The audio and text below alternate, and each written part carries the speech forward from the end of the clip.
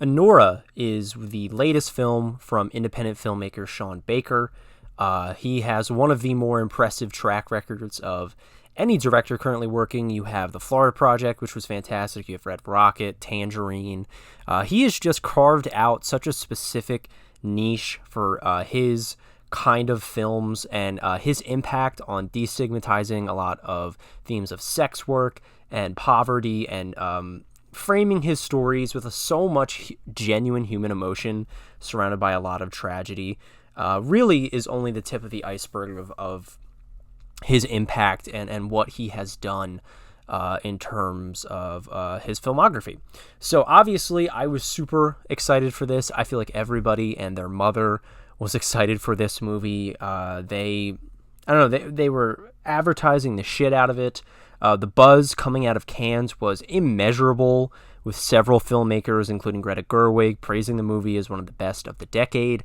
People were going ape shit for this movie. So I needed to go see it. I needed to find a theater. For some reason, where I am, it was not getting played anywhere. Like it had several different quote unquote wide theatrical release dates, and none of them were around me. Finally, one popped up in Philly over the weekend, so I was luckily able to go see it.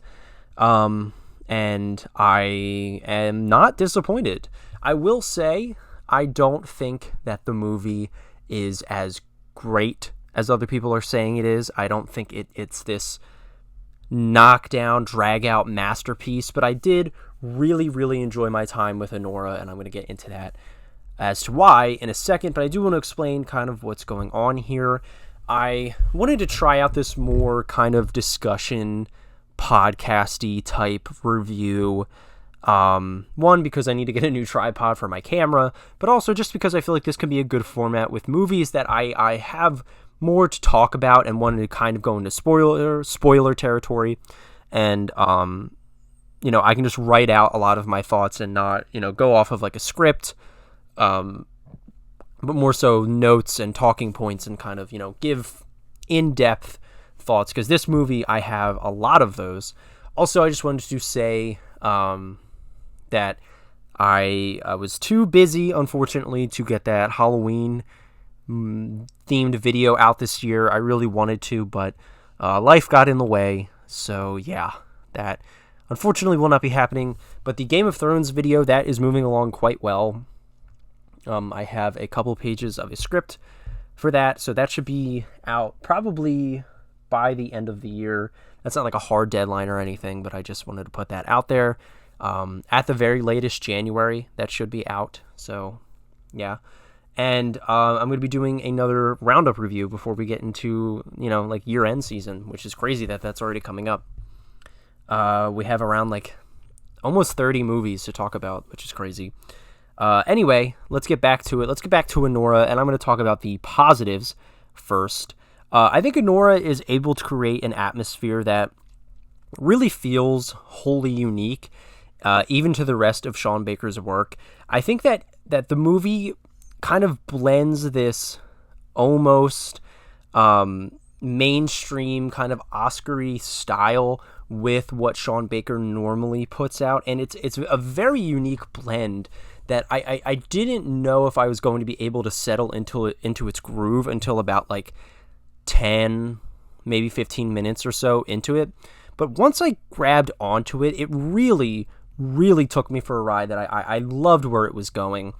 And I think that's why this movie is getting so much acclaim from all of these different people, is because it is so accessible, but at the other end of it, its subject matter and the themes that it's delving into are so not mainstream that it kind of helps to, again, like in his other work, destigmatize these things and give a real, not even like objective viewpoint, but an empathetic viewpoint, which I think is something that really, really hits home with Anora, especially, even more so than something like Red Rocket or The Florida Project.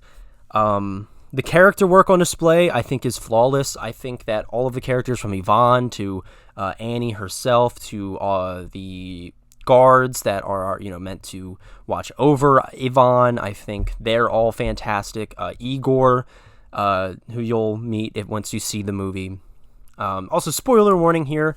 I am going to be talking about some spoilers in this review, so if you don't want to hear that, obviously this is not the review for you, but it's been out for a little bit. I'm sure most people who are watching this have seen it, so anyway.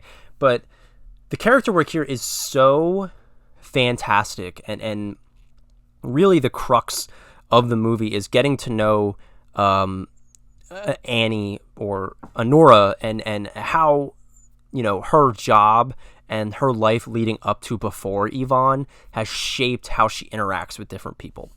A major theme throughout this movie is sex and sex work, and how that can affect how you talk to people, how you view sex.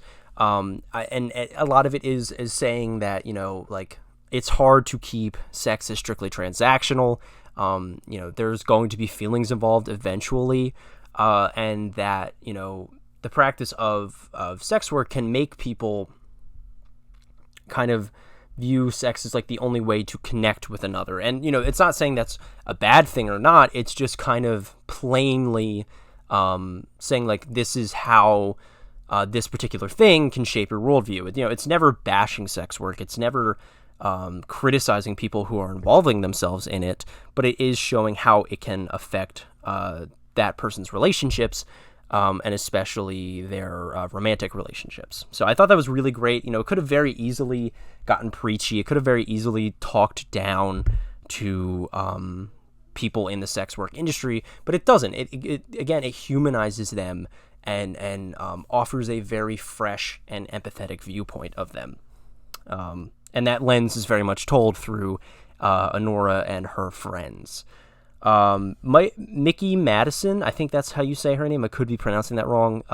The lead actress who plays Anora is absolutely fantastic. This is a career-defining performance on her part. I liked her in everything else I've seen from her in Once Upon a Time in Hollywood, and I think she was in the Scream movie, the first of the newer reboot stuff. Like, she was good in all of those, but I don't think there was ever a time where I was like, oh, she's going to be huge, but she completely proved me wrong here. I thought she ate up this role. Every single part of it was so believable and so, I don't know, honest.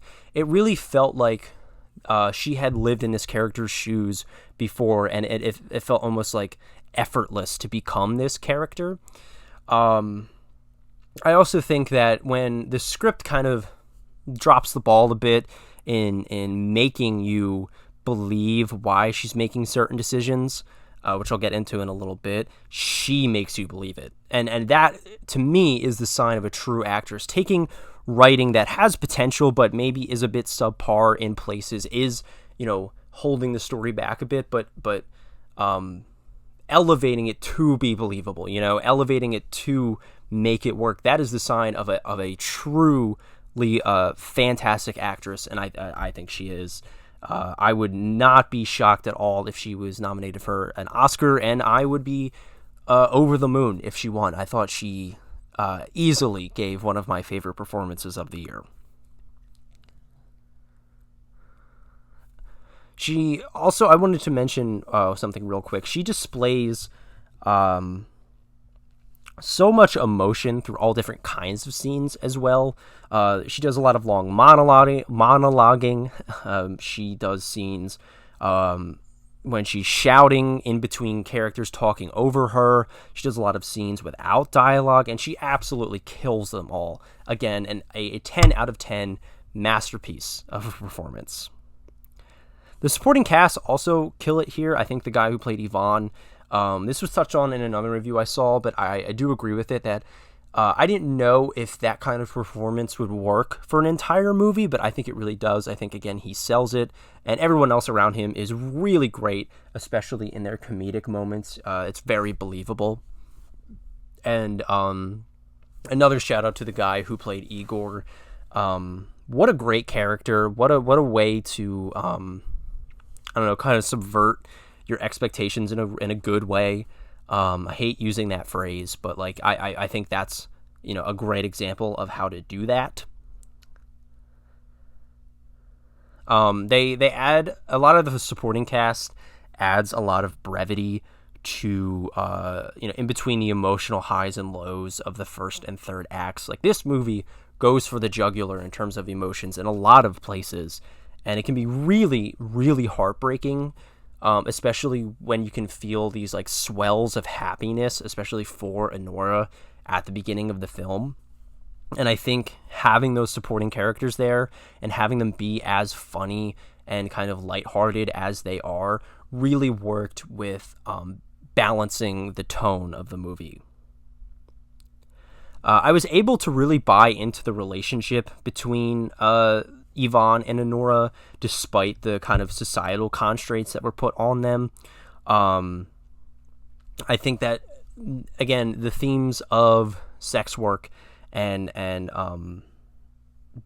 how that can affect people's relationships comes forth in their relationship, obviously, but it's very believable how they get themselves into that situation and how and why Anora is making certain decisions.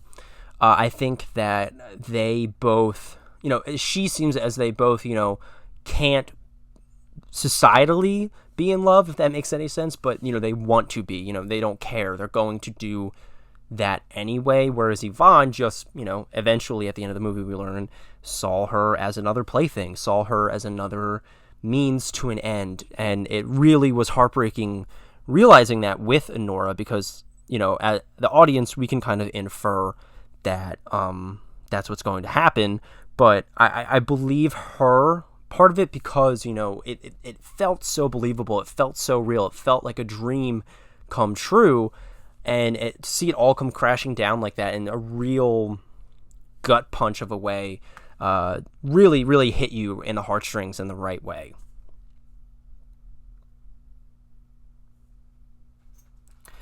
We get a lot more comedy in this film than I was expecting, and it mostly lands incredibly well. Who knew Sean Baker would be such a capable comedy director? But yeah, there's a lot of parts in this movie that are genuinely hilarious in a very like screwball comedy-esque way, and it really, really works. I found this movie to be incredibly funny, even if the comedic part of the film, which is the second act, it has a lot left to be desired, which we'll get into when I talk about my negatives here. I'm going to finish out the positives by talking about the emotional climax of the movie. That interaction between her and Igor says so much about the movie without having any dialogue, and it, man, it was just a guttural experience seeing that, because, even going through all she did, she still thinks that having sex with this guy is the only way she can say thank you for him giving her ring back, which is obviously a very like significant thing, as she was pushing back against Igor pretty much the entire time, even though he was just trying to help her out. He wanted to be as courteous and nice to her and empathetic as possible, but she kept pushing back and being defensive towards him, rightfully so, because anybody in that situation, especially myself, I would be freaked the hell out by him. But her finally giving into that and showing him this side of her, and him not really rejecting it, but kind of wanting her to realize and feel what is actually going on, and then her just breaking down and crying in his arms. It was a painful last scene to put through, but it was honestly a very beautiful moment. I really enjoyed that emotional climax, because it really tied everything into a bow when this movie could have ended very clumsily. Going into my negatives here, I don't have a ton, but this movie, it does have its warts here and there. The story being told is very unique, but can come at the price of the movie's pace. A lot of the time, I think that this movie is definitely bloated. It's well over 2 hours. I think it's well over 2.5 hours, actually. I'm not sure. But I don't know. Like I was saying a little bit earlier, the second act is bloated. It really goes too far with the comedic stuff. it's very funny at the beginning, and you know, you get bit after bit after bit, and it just keeps going. And I respect, you know, staying on with the bit, and you know, just making the situation worse and worse for the characters, kind of like in a like if Uncut Gems was funny way, if that makes sense. That's kind of how I would describe it. But it's, I don't know. So it's home to a lot of excellent comedy and comedic tension, but it's convoluted and significantly less interesting than the rest of the movie. It feels as though the writer came up with several bits that worked within the plot, but got carried away and wrote the second act around these bits instead of writing them to serve what the story needed. We spent too much time trying to find Yvonne in the second act. It really felt